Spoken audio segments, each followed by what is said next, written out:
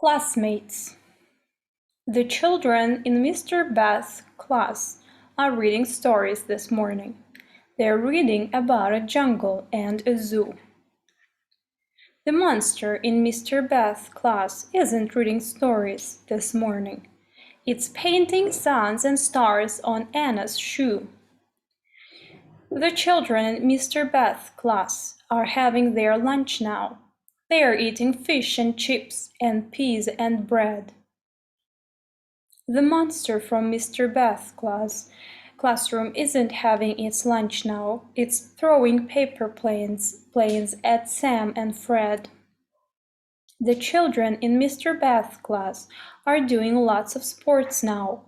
They're playing soccer, tennis, or baseball. The monster from Mr. Bath's classroom isn't doing sport now. It's drawing funny faces on the wall.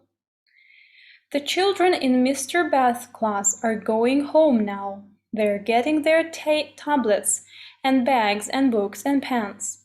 The monster in Mr. Bath's class isn't going home now. It lives behind the door of classroom 10.